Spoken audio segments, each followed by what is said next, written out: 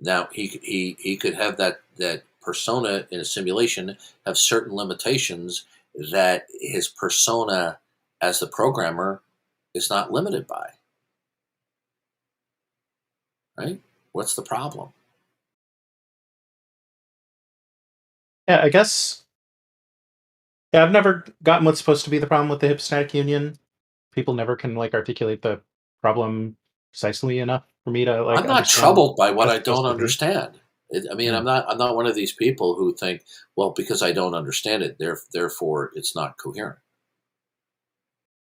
I guess one kind of puzzle might be like when Christ is walking around, does he have like his understanding and he has like thoughts?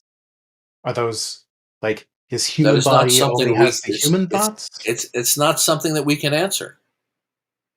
There's like angels on the head of a pin, that kind of thing. Yeah. I mean, there are some theologians who have worked hard in trying to derive ramifications, implications from what the Bible teaches about the hypostatic union.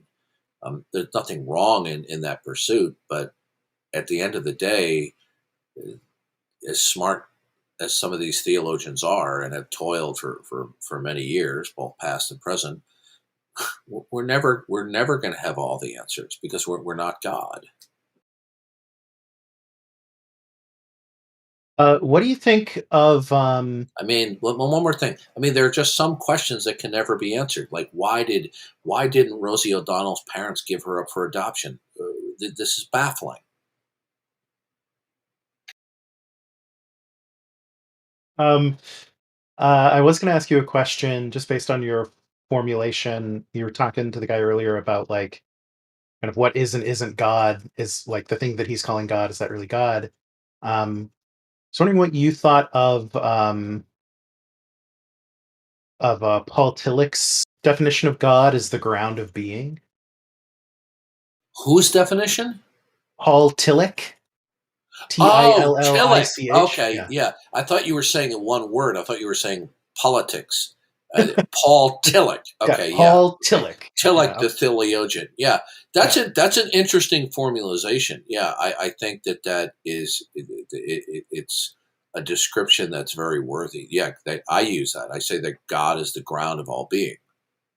Yeah, Right, yeah. but Tillich, I don't know enough about. I mean, I read about him more many years ago, and I'm really rusty on Tillich's theology. But He's probably a I think, little. He's probably like too universalist for your view, and too like yeah, yeah, figurative, and that's some. correct. I think Yeah, he leaned. I think that the way he would say that God is the ground of all being, I think what he's just saying is the the ground of all being is what we label God, rather as I would say it is, God is the ground of all being. You see the difference?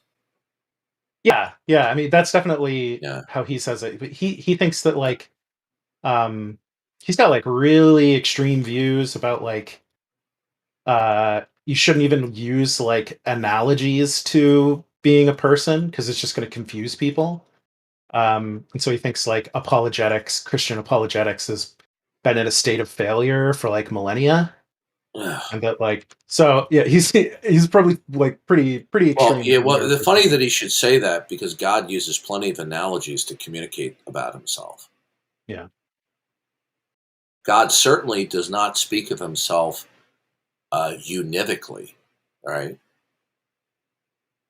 So, as Van Til would say, or Aquinas would say, God has to communicate to us in analogical terms, right? How could God speak to us in non-analogical terms in a univocal way when God's attributes are just simply, in terms of what He knows about Himself, unfathomable for us?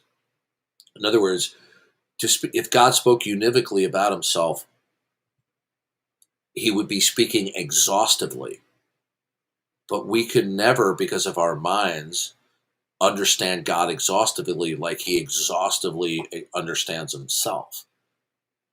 So God, in order to communicate to us, He has to condescend to us and speak analogically to us about himself.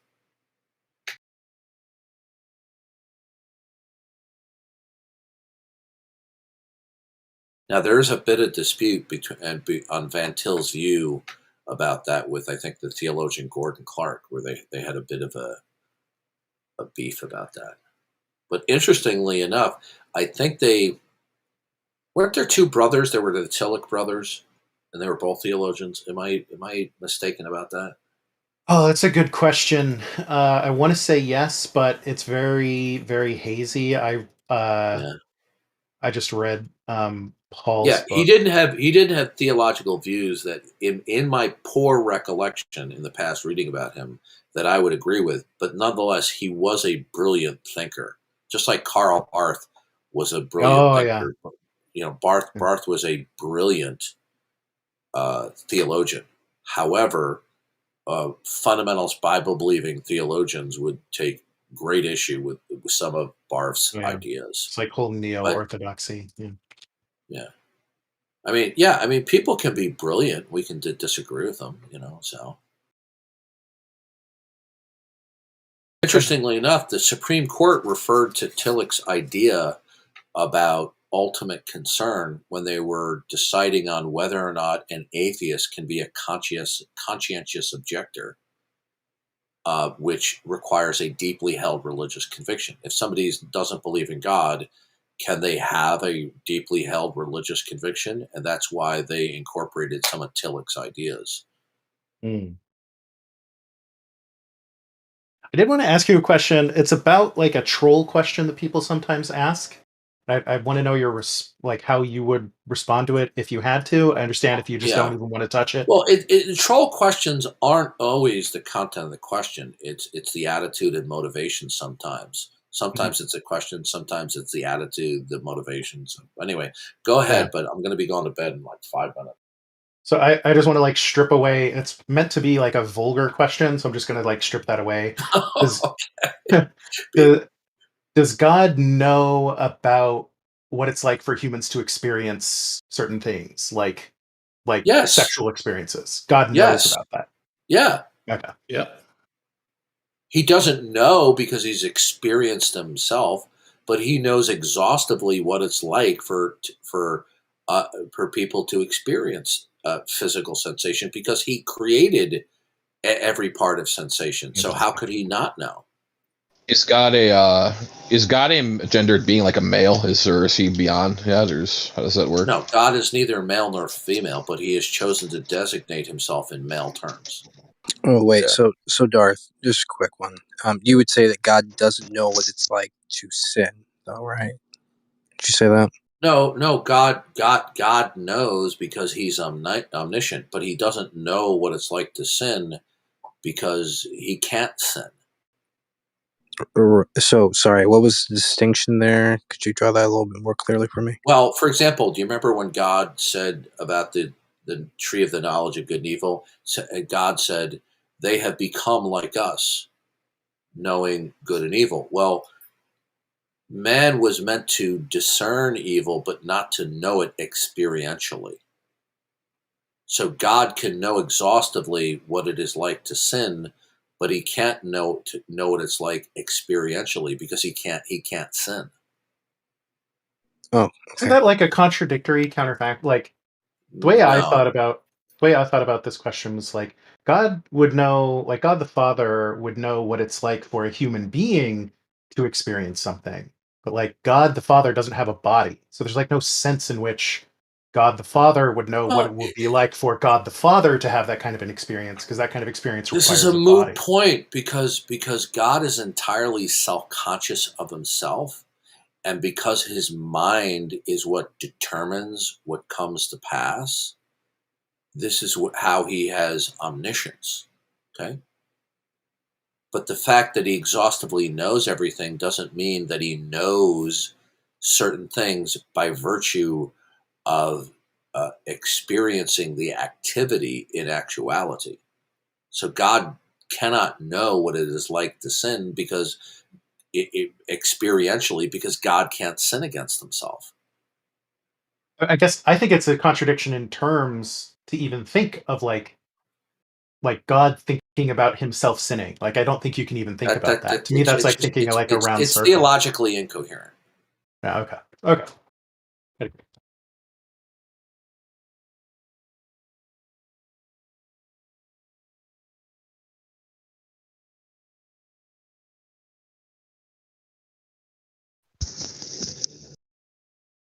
Is God an all-loving being, or is God's love exclusive to his elect, or how does that particular theological thing work? Well, I'm not a Calvinist, but um, I believe I hold to corporate election as opposed to individual unconditional election, or as what Ken Wilson, the theologian, or excuse me, philosopher, says, divine unilateral predetermination of an individual's eternal destiny.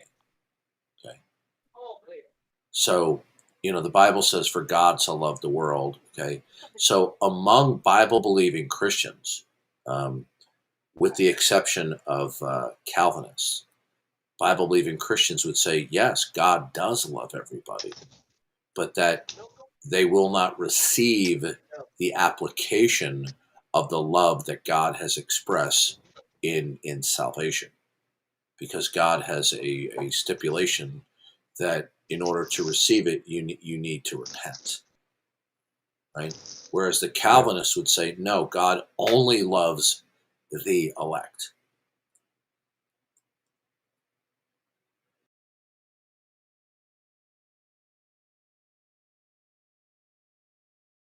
What's funny though is once you study Calvinism pro and con and you become experienced in it, what you find is that the typical debate over Calvinism starts with certain Bible verses, and then it very quickly morphs into a theological and philosophical dispute. But if you're wise, you just simply stick to the text.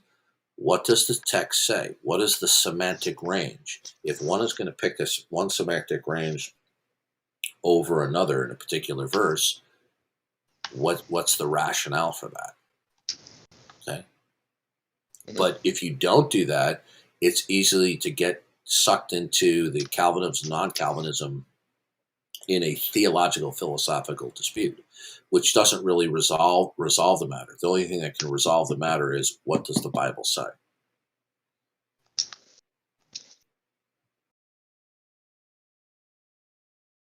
Like, for example, in John 6:44, it says, "No man can come to me unless the Father who sent me draws him." Um, every Calvinist I talk to thinks that that is referring to irresistible grace. But when we look at the context, it doesn't necessitate that. Okay. Semantically, it could mean that, but it doesn't necessitate that. Right? Or like when Jesus said to the apostles, "You did not choose, I chose you. You didn't choose me, I chose you." And then they will use that as an example of unconditional individual election. But in that passage, it's not talking about that. He's simply talking of his sovereign choice of their apostleship. Anyway.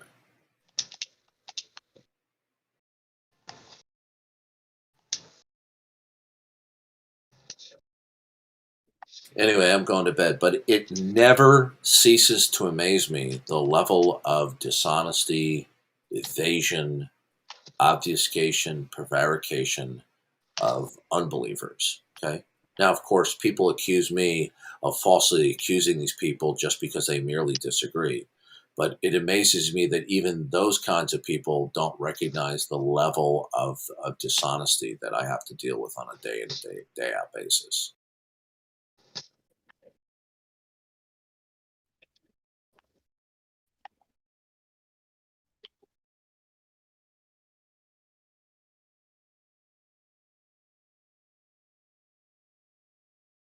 All right. See you guys later.